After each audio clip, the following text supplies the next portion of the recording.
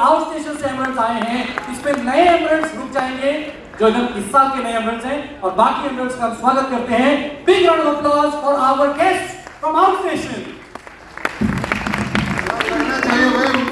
है कि पटना और बिहार में बहुत बढ़िया दिखा दीजिए इनका धमाका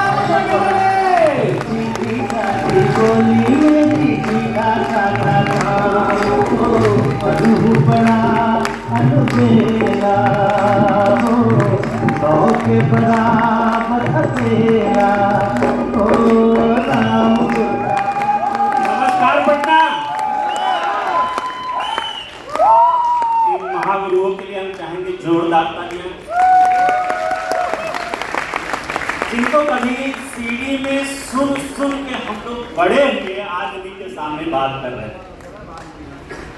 देखिए, इस बिजनेस की यही सबसे बड़ी खूबी है कि अमिताभ बच्चन जी इतने बड़े स्टार हैं, उनका सम्मान मैं करता हूं, लेकिन एक अमिताभ बच्चन पैदा नहीं कर पाए, और हमारे महागुरु हैं, पता नहीं कितने डायमंड पैदा करेंगे।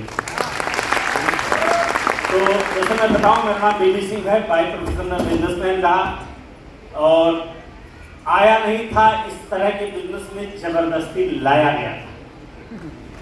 इतना मैं नेगेटिव था कि जब वो आदमी आते थे मेरे साथ पढ़ने वाले मित्र थे, तो मेरे दुकान के आगे शीशा लगा हुआ होता था, मैं उनको देख लेता था वो आ रहे तो अपनी दुकान छोड़ के मैं भाग जाता था कि अभी 1 घंटा हमारा दिमाग खाएंगे, और हमको लगता था कि फंस चुके हैं, हमको फंसाने की कोशिश कर रहे हैं, फंसा नहीं पाएंगे चाहे जितना समझाएं। लेकिन वो आदमी जबरदस्ती कह लीजिए एक प्रोग्राम में लेके गया, और ये कह के लेके गया कि सर मैं जान रहा हूं भैया आप हमको अवॉइड कर रहे हो, लेकिन 1 दिन का समय अपने परिवार के लिए निकाल लो।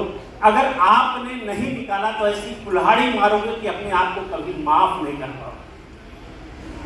हमको लगा ये आदमी क्या कह रहा है, जो मेरे सामने खड़ा होकर बात नहीं कर सकता, वो इस तरह क्यों कह रहा है।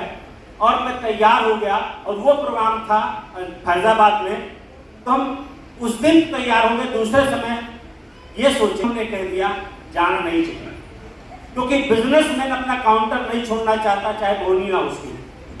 मेरी स्थिति क्या थी, सुबह जाते थे दुकान पे मौसमी की तरह, और शाम को जब आते थे जिसे सारा रस निचोड़ दिया गया हो, खाली खुज्जे बचता था, बाकी कुछ नहीं बचता था। पैसा कहाँ था, सब उधारी काम के लिए।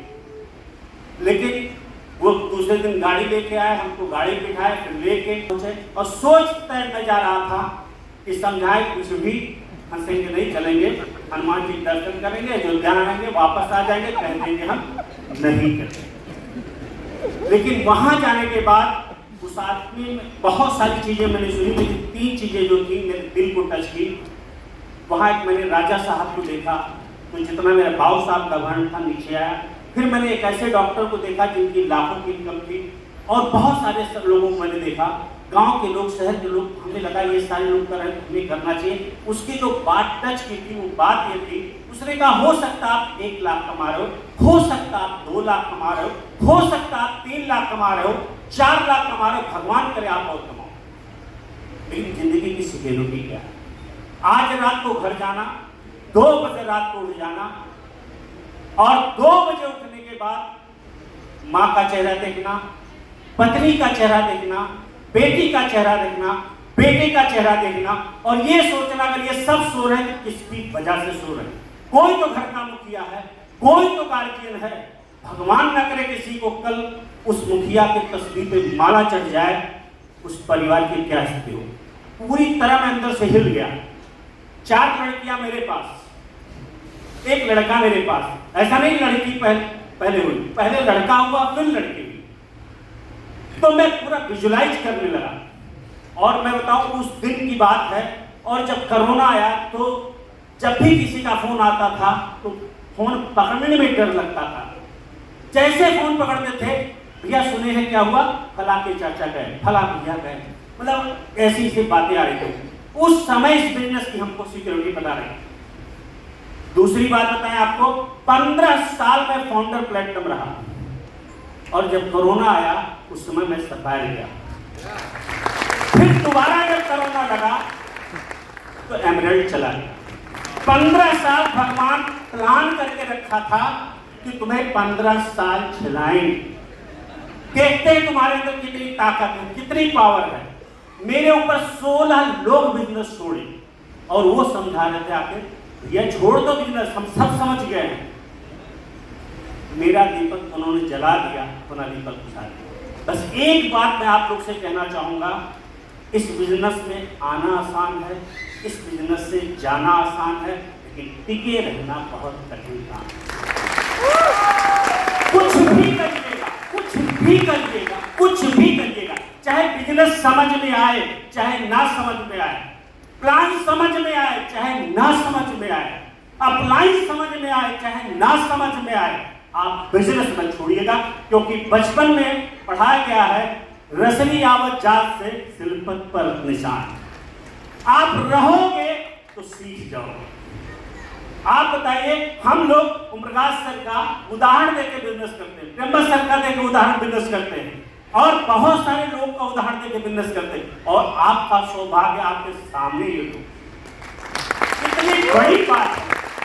और आपको बिजनेस के रहस्य के बारे में बताएं, दो इंसान कभी नहीं बदलता, एक मूर्ख इंसान नहीं बदलता, एक मृत इंसान नहीं बदलता, बाकी सब बदलते हैं। सौभाग्य है, 100 देश में बिजनेस चल रहा है, 88,000 करोड़ का टर्नओवर है, कहते हैं भी समझ में नहीं आया। कुछ लोग आपसे मिलते कहते हैं बिजनेस चल नहीं रहा है। अरे बिजनेस नहीं चल रहा कि आप नहीं चल रहे, बिजनेस तो 100 कंट्री में चल रहा, आप करोगे तो भी चलेगा, नहीं करोगे तो भी चलेगा, चलना तो तय है। बस सवाल ये कि 1960-70 के दशक में लोगों को नौकरियां जबरदस्ती दी जाती थी, लोग घर छोड़ के भाग जाते थे। आज कहते हैं चपरासी के लिए 10 रख दे सकते हैं। इसी पटना में लोगों को जमीनें फ्री मिलती थी, लिखवा लो। कहते थे 150 बीघा के जुटारा है, हम यहाँ जमीन लेंगे बीघा। आज जो ले लिया वो मकान मालिक, जो नहीं लिया वो किराएदार। अपने बेटे से कहते हैं, बेटा हमको मिल रहा था, हमने लिया नहीं। बेटा मन में क्या कहता हूँ, बस समझदार को सारा काफी। और बुरा मत मानिएगा, जो इंसान समय के साथ चलता है समय से मारता है। आज से कुछ दिन पहले, बुरा मत मानिएगा आप लोग, पहले क्षमा मांग रहे हो, जब बड़े घरों में शादी होती थी, उनकी डोली उठाने कौन जाता था? गरीब आदमी। आज गरीब आदमी की शादी होती है, उसकी डोली उठाने कौन जाता है? बड़ा आदमी। पहले बड़े आदमी खेत कौन जोतता था? गरीब आदमी। आज गरीब आदमी का खेत कौन जोत रहा है? बाबू साहब, श्रीवास्तव जी, चौधरी साहब, बदलो नहीं तो बदल दिए जाओ। कम है, बस इतना कहना चाहेंगे कि सर ने अवसर दिया इतने बड़े मंच पे आप लोग के सामने बात करने के लिए। एक बात कहना चाहूंगा, इस बिजनेस को अगर बढ़ाना है, एक काम करना पड़ेगा, वो है रिलेशनशिप। जीभ में हड्डी तो नहीं होती, लेकिन हड्डी तुड़वाने की ताकत है। तो पहला काम तो रिलेशन बना कर रखिए। दूसरी बात, ये बिजनेस बढ़ता है function to function, function to function. एक आदमी था, बड़ा एक्साइटेड था, समुद्र के किनारे गया, उसने देखा समुद्र के पास बहुत बड़ी बड़ी लहर आ रही है। वो बड़ा एक्साइटेड हुआ, बाल्टी लिया, बाल्टी को पानी में भरा और गांव के अंदर लाया और दिखाने लगा कि देखो अब इसमें लहर आएगी, लहर आएगी, लहर आएगी। गांव वाले पूरा देखने लगे, कहीं पागल हो गया।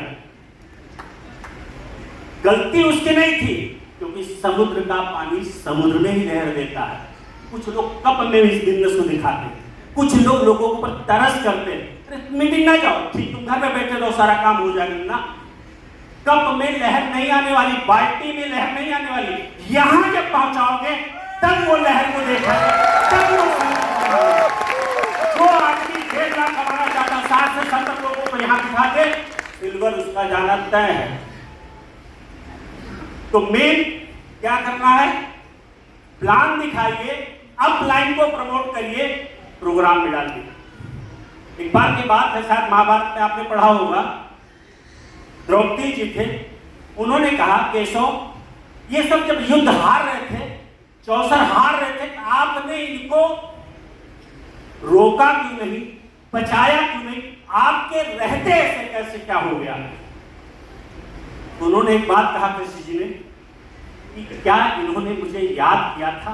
मैं तो चाह रहा था अगर उसके तरफ से, दुर्योधन के तरफ से शकुनी पासा फेंक सकते थे तो इनके तरफ से तो मैं फेंक सकता था, और मैं अगर फेंकता तो युद्ध का परिणाम कुछ और होता। राइट? तो अगर आपके तरफ पूरी दुनिया ना कर रही है, अगर एक शख्स आपके साथ अपलाइन आपके साथ जुड़ा है तो युद्ध आपका जीतना तय है। अपलाइन सही है तो युद्ध हारना। बहुत बहुत धन्यवाद। Thank you. क्या बात है, मिनी बीटीएस के दोस्तों, जोरदार तालियां। क्या बात है, इसे कहते हैं कोर लीडर्स जो आपके बीच में आकर के ऐसी ऊर्जा का संचार करते हैं। हमारे बीच में लीडरों की छड़ी लगी हुई है और अब मैं आप लोगों की तारीफ सुनना चाहूंगा।